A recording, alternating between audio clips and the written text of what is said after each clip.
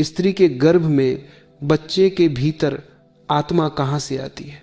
यह प्रश्न साधारण नहीं है, यह जिज्ञासा नहीं है, यह अस्तित्व की खटखटाहट है। यह सवाल तभी उठता है जब मन शरीर से आगे देखना चाहता है, जब तुम सिर्फ मांस, हड्डी और खून नहीं देख रहे होते, बल्कि जीवन के पीछे छिपी हुई चेतना को महसूस करने लगते हो। अधिकतर लोग इस प्रश्न को धार्मिक बना देते हैं। कोई कहता है आत्मा भगवान भेजता है, कोई कहता है आत्मा स्वर्ग से आती है, कोई कहता है पिछले जन्म का हिसाब है।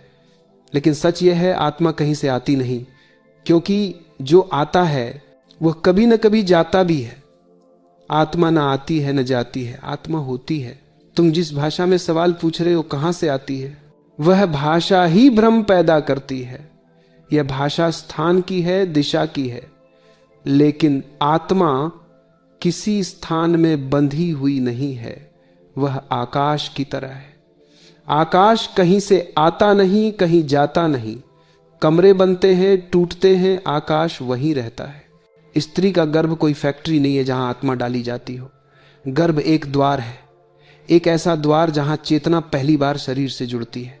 शरीर बनता है धीरे धीरे, कोशिकाएं विभाजित होती हैं, अंग बनते हैं, लेकिन चेतना बनती नहीं। चेतना पहले से है। इसे ऐसे समझो, जब एक दीपक जलता है तो आग कहां से आती है? लकड़ी, तेल, बाती, ये सब माध्यम है। आग प्रकट होती है, पैदा नहीं होती। स्त्री का गर्भवाती है, शरीर तेल है और चेतना आग है। गर्भ में जो प्रवेश करता है वह आत्मा नहीं है। आत्मा प्रवेश नहीं करती। आत्मा पहले से उपस्थित चेतना है जो एक नए शरीर से जुड़ जाती है। इसलिए यह कहना कि आत्मा कहां से आई गलत सवाल है। सही सवाल यह है, चेतना इस शरीर से कब और कैसे जुड़ी। और यह जुड़ाव कोई घटना नहीं है, यह एक प्रक्रिया है। कोई एक क्षण नहीं है जब अचानक आत्मा आ गई। यह धीरे धीरे घटता है, जैसे सुबह धीरे धीरे होती है। कोई एक पल नहीं बता सकता कि रात कब खत्म हुई और दिन कब शुरू हुआ। गर्भ में पल रहा शिशु पहले शरीर है, फिर जीवन है, फिर जागरूकता है। चेतना धीरे धीरे उस शरीर में अभिव्यक्त होती है। इसीलिए गर्भ में मां की अवस्था, उसका मन, उसकी शांति, उसका डर सब बच्चे को छूता है, क्योंकि चेतना संवेदनशील है, वह वातावरण से प्रभावित होती है। यही कारण है कि गर्भ सिर्फ जैविक प्रक्रिया नहीं है, वह मानसिक और चेतनात्मक घटना है। स्त्री सिर्फ शरीर नहीं रच रही, वह एक चेतना को आमंत्रित कर रही है। अब प्रश्न उठता है, क्या यह चेतना नई है? नहीं, चेतना कभी नई नहीं होती। नया शरीर होता है, नया नाम होता है, नया रूप होता है, लेकिन चेतना वही रहती है, असीम, अनंत। इसीलिए बच्चे पैदा होते ही अलग अलग होते हैं। कोई शांत होता है, कोई बेचैन, कोई संवेदनशील होता है, कोई आक्रामक। अगर चेतना बिल्कुल नई होती तो सब बच्चे एक जैसे होते, लेकिन ऐसा नहीं है।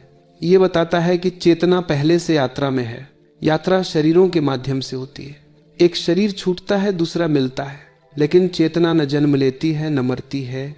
इसे पुनर्जन्म कहो या चेतना की निरंतरता शब्द महत्वपूर्ण नहीं है, समझ महत्वपूर्ण है। जब मृत्यु होती है तो शरीर टूटता है, लेकिन चेतना टूटती नहीं। वह किसी रूप में, किसी आयाम में, किसी नए गर्भ की संभावना बन जाती है।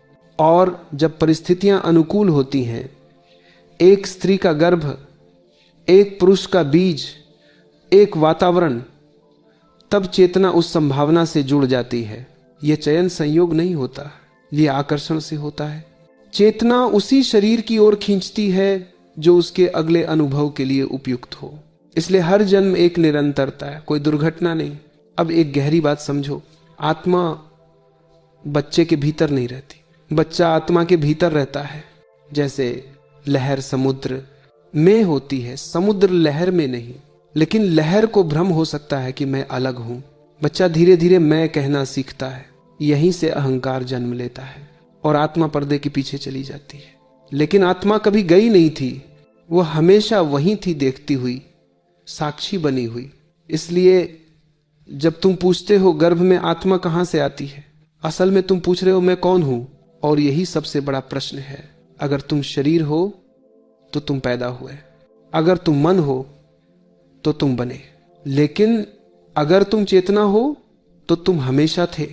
इस प्रश्न का उत्तर विज्ञान नहीं दे सकता, क्योंकि विज्ञान वस्तुओं को मापता है। चेतना कोई वस्तु नहीं है, यह अनुभव है। इसे केवल जाना जा सकता है, समझाया नहीं जा सकता।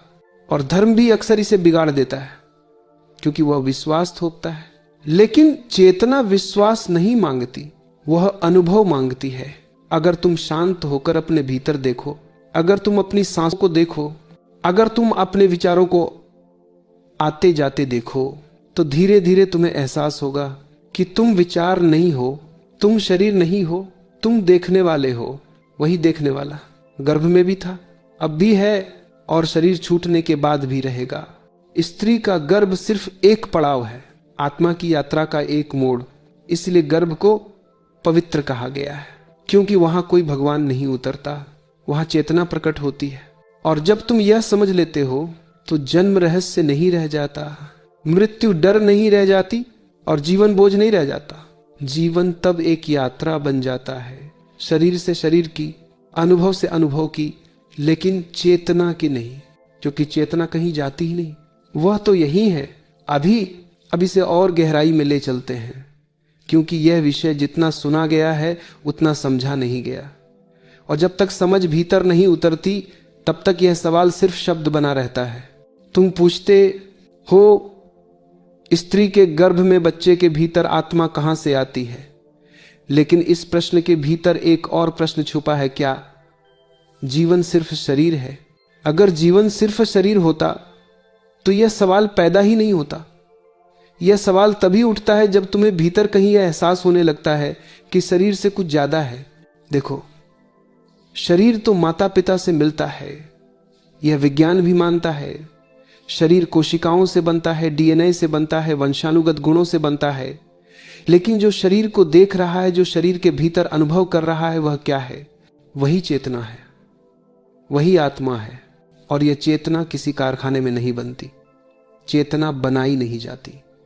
चेतना घटती है, प्रकट होती है। जैसे सूरज निकलता नहीं, दिखाई देता है, जैसे संगीत पैदा नहीं होता, बजता है, उसी तरह चेतना भी कहीं से आती नहीं, वह बस प्रकट होती है।